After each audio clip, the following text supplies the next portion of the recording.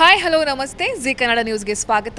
ನಾನು ಯಶೋಧ ಪೂಜಾರಿ. ವೀಕ್ಷಕರೇ, ತಾಂತ್ರಿಕ ದೋಷದಿಂದ Sanju weds Geetha part 2 cinema release ಆದರೂ ಕೂಡ ಇಲ್ಲ, ಏನೋ ಆಗಿದೆ, ಮತ್ತೆ ನಾವು ಜನರಿಗೆ ಕೊಡಬೇಕು ಅಂತ ಹೇಳಿ ಎಗೇನ್ ಇದೀಗ ಜೂನ್ 6ಕ್ಕೆ ಸೂಪರ್ ಡೂಪರ್ ಆಗಿ ಮತ್ತೆ ಎಂಟ್ರಿಯನ್ನು ಕೊಡ್ತಾ ಇದೆ ಟೀಮ್.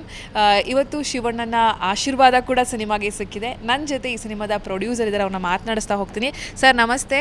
ಇಲ್ಲ ಏನೋ ಎಡವಿದ್ದೀವಿ, ಬಿಡಲ್ಲ, ನಾನು ಇದು ಅಗೇನ್ ನಾನು ಈ ಒಳ್ಳೆ ಸಿನಿಮಾನ ಜನರಿಗೆ ರೀಚ್ ಮಾಡಬೇಕು ಅಂತ ಮತ್ತೆ ಬಂದು ಒಂಥರ ಹಿಸ್ಟ್ರಿ ಇದು ನಿಮ್ಮದು.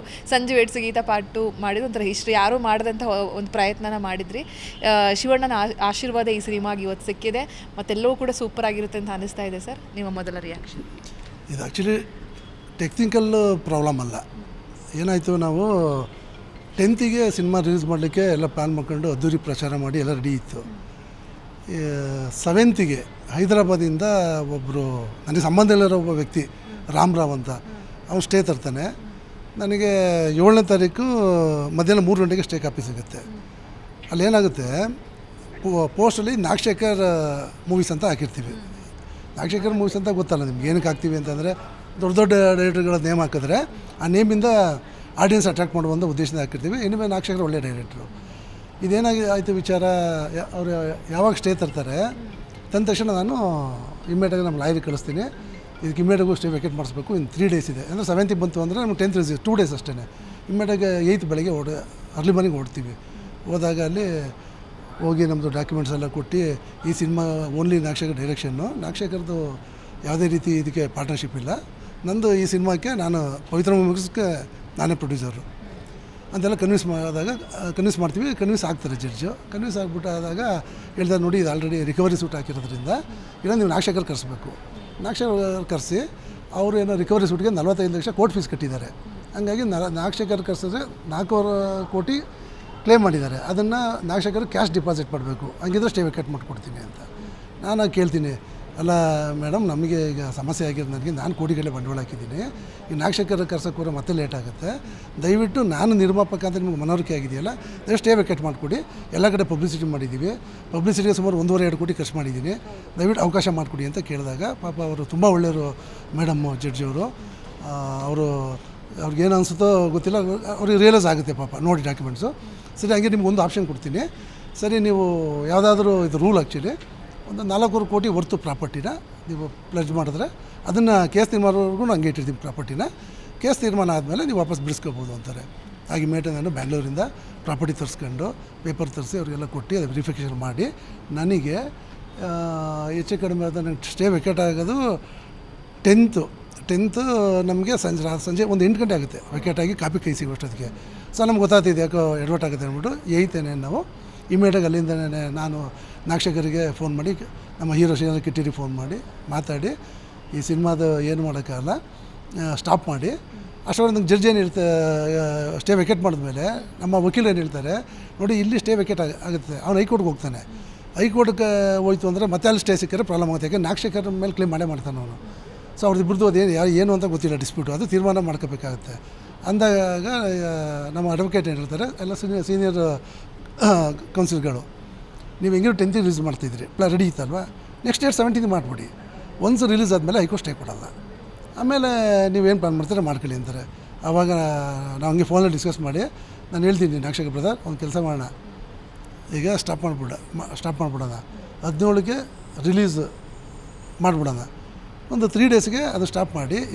ನಾಗಶೇಖರ್ ನಾನು ಕೇಳ್ತೀನಿ, ಬ್ರದರ್ ಈಗ 17ಕ್ಕೆ ರಿಲೀಸ್ ಮಾಡೋಕ್ಕೆ ಸ್ಟೇ ವೆಕೇಟ್ ಆದರೆ ಅದೆಲ್ಲ ಜೋಡಣೆ ಮಾಡೋಕ್ಕಾಗುತ್ತಾ ಅಂತ.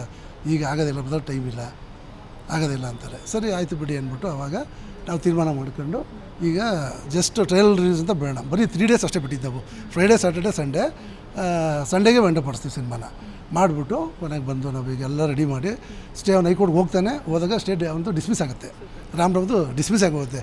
ಈಗ ಫ್ರೀ ಹ್ಯಾಂಡಲ್ ನಮಗೆ ಯಾವುದೇ ತೊಡಕಿಲ್ದಂಗೆ ಅದ್ಭುತವಾಗಿ ಏನೇನು ಈಗ 20 minutes ಕಂಟೆಂಟು ಈಗ ಫಸ್ಟ್ ನಾವು ಬಿಟ್ಟಾಗ ಜನಗಳಿಗೆ ಸಾಂಗ್ಸ್ ಚೆನ್ನಾಗಿದೆ, ಫೋಟೋಗ್ರಫಿ ಚೆನ್ನಾಗಿದೆ, ಎಲ್ಲ ಅದ್ಭುತವಾಗಿದೆ. ಇನ್ನು ನಾಗಶೇಖರ್ ಇದಕ್ಕೆ ಡೈರೆಕ್ಷನ್ಗೆ ಇನ್ನೂ ಏನೋ ಬೇಕಿತ್ತು ಅಂತ ಏನು ಜನಗಳಿಗೆ ಒಂದು ಅನುಮಾನ ಇತ್ತು, ಅದನ್ನೆಲ್ಲ ಫುಲ್ಫಿಲ್ ಮಾಡಿದ್ದೀವಿ. ತುಂಬ ಅದ್ಭುತವಾಗಿ ಬಂದಿದೆ. ದಯವಿಟ್ಟು ನೀವು ಮಾಧ್ಯಮದವರು ಎಲ್ಲ ಪ್ರೇಕ್ಷಕರಿಗೂ ರೀಚ್ ಆಗಿ ಮಾಡಿ ಸಿನಿಮಾ ಬಂದು ನೋಡಿದ್ರೆ ಖಂಡಿತವೂ ಅದೇನು ಜಸ್ಟಿಫಿಕೇಷನ್ನು ನಾವು ಕೊಟ್ಟಿದ್ದೀವಿ. ಹೀರೋಯಿನ್ ಬಗ್ಗೆ ಸಹ ಸ್ವಲ್ಪ ನೋವಿದೆ, ಬೇಸರ ಇದೆ ತಂಡಕ್ಕೆ ಅನ್ನೋದು ಎಲ್ಲೋ ಕೇಳ್ಪಟ್ವಿ ನಾವು, ನಿಜಾನ? ಹೌದು, ಎಲ್ಲೂ ಕಾಣಿಸ್ಕೋತಾ ಇಲ್ಲ. ಏನಾಗಿದೆ ಆ್ಯಕ್ಚುಲಿ ಅವರು ಈ ಮುಂಚೆ ಫಸ್ಟ್ ಮಾಡಿದಾಗ ಬಂದಿದ್ದರು, 2-3 ಇವೆಂಟಿಗೆಲ್ಲ ಬಂದಿದ್ದರು. ಈ ರಿಲೀಸ್ಗೆ ಅವರು ಆ್ಯಕ್ಚುಲಿ ಇವತ್ತು ಬರಬೇಕಿತ್ತೇನೋ, ಹುಬ್ಳಿಗೆ ಹೋಗಿದ್ದೀನಿ ಅಂತ, ಹುಬ್ಳಿಯಿಂದ ಬರ್ತಾಯಿನಿ ಅಂದೇವೆ ಅಂತಲೇ ಹೇಳಿದ್ರಂತೆ. ಅವರು ನಮಗೆ ಯಾವುದೇ ರೀತಿ ಏನು ಸಪೋರ್ಟ್ ಏನು ಅಷ್ಟಿದಾಗಿ ಈ ಸಲ ಮಾಡಿಲ್ಲ, ಅಂತ ಏನು ಸಪೋರ್ಟ್ ಏನು ಮಾಡಿಲ್ಲ, ಯಾವ ಪ್ರಮೋಷನ್ಗೂ ಬಂದಿಲ್ಲ. ಶೂಟಿಂಗ್ ತುಂಬ ಚೆನ್ನಾಗಿ ಕೋಪ್ರೇಟ್ ಮಾಡಿದ್ರು. ಪ್ರಮೋಷನ್ಗೆ ಬಂದಿಲ್ಲ ಅಂತ ನನಗೆ ಬೇಸರ ಇದೆ. ಪ್ರಮೋಷನ್ಗೆ ಅವ್ರು ಬಂದೇ ಇಲ್ಲ ಬಿಡಿ. ನಾವೇ ರಿಲೀಸ್ಗೆ ಅಂತಲೂ ಆ್ಯಕ್ಚುಲಿ ರಿಲೀಸ್ ಅಂತ ಅಲ್ಲ, ಇದೇ ನಿಜವಾದ ರಿಲೀಸು. ಏನು ನಾವು ನಿಜವಾದ ಸಿನಿಮಾನ ತೆಗೆದಿದ್ದು ಜನಗಳಿಗೆ ತೋರಿಸೋಕ್ಕೆ ಇದೇ ನಿಜವಾದ ಸಿನಿಮಾ. ಶಿವಣ್ಣವರು ನಮ್ಮ ನಿಜವಲ್ಲ ಅವರಿಗೆ ಎಷ್ಟು ಥ್ಯಾಂಕ್ಸ್ ಹೇಳೋದು ಸಾಲದು. ಪಾಪ ಅವ್ರಿಗೆ ಫಸ್ಟೇ ಹೆಲ್ತು ತಮಗೆಲ್ಲ ಗೊತ್ತಿರೋಂಗೆ ಅವ್ರಿಗೆ ಹೆಲ್ತ್ ಸರಿ ಇಲ್ಲ. ಆದರೂ ಸಹ ನಮ್ಮ ಮನೆಗೆ ಹೋಗಿ ಕೇಳ್ಕೊಂಡಾಗ ಶಿವಣ್ಣ ಒಂದೇ ಮಾತಲ್ಲಿ ನಾನು ಬರ್ತೀನಿ, ಇದು ರಿಲೀಸ್ ಮಾಡ್ತಾಯಿದ್ದೀರಾ, ನಿಜವಲ್ಲೂ ನೀವು ಮೆಚ್ಚಬೇಕು, ನಾನು ಖಂಡಿತವಾಗ್ಲೂ ಬಂದು ನಾನು ಸಹಾಯ ಮಾಡ್ತೀನಿ, ಸಪೋರ್ಟ್ ಮಾಡ್ತೀನಿ, ನಿಮ್ಮ ಪರವಾಗಿ ನಿಲ್ತೀನಿ ಅಂದ್ಕೊಂಡು ಶಿವಣ್ಣರಾಗ್ಬೋದು, ಸಿನಿಮಾ ಚೇಂಬರ್ ಅಧ್ಯಕ್ಷರಾದಂಥ ನಮ್ಮ ನರಸಿಂಹಲವರು, ಈ ಪ್ರವೀಣ್ ಅವ್ರ ಸೆಕ್ರೆಟರಿ ಬಂದಿದ್ದಾರೆ, ಆಮೇಲೆ ಸುದೀಪ್ ಅವರು, ಉಪೇಂದ್ರ ಅವರು,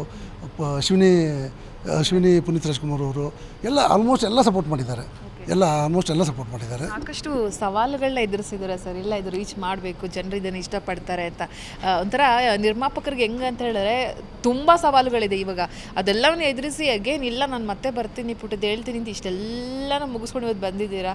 ಆಡಿಯನ್ಸ್ಗೆ June 6th ಮಿಸ್ ಮಾಡಬೇಡಿ ಅಂತ ನಿಮ್ಮ ಕಡೆಯಿಂದ ಹೇಳಿದೆ. ನಮಗೂ ಆ್ಯಕ್ಚುಲಿ ನಿಮ್ಮ ಈ ಒಂದು ಸವಾಲುಗಳನ್ನ ಎದುರಿಸಿ ನಿಂತಿದ್ದು ನೋಡಿದ್ರೆ ಪ್ರೌಡ್ ಫೀಲ್ ಆಗ್ತಾ ಇದೆ ಸರ್. ಏನು ಹೇಳ್ತೀರಾ ಅಂತ ಹೇಳಿ. ತುಂಬ ಅದ್ಭುತವಾದ ಸಿನಿಮಾ.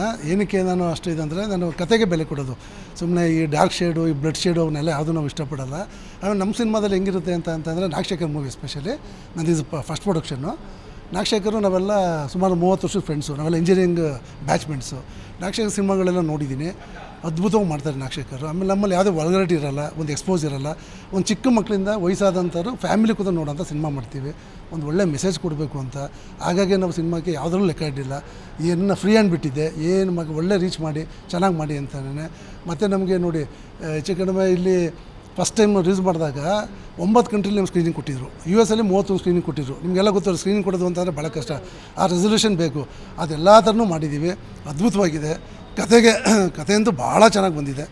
ಹಾಗಾಗಿ ಎಲ್ಲ ದಯವಿಟ್ಟು ಪ್ರೇಕ್ಷಕರು June 6th ಬಂದು ಥಿಯೇಟ್ರಲ್ಲಿ ನೋಡಿ ಸಿನಿಮಾನ, ಮನೇಲಿ ಬೇಡ, ಥಿಯೇಟ್ರಲ್ಲಿ ನೋಡಿ ನಮಗೆಲ್ಲ ಆಶೀರ್ವಾದಿಸಿ. Thank you so much. Thank you.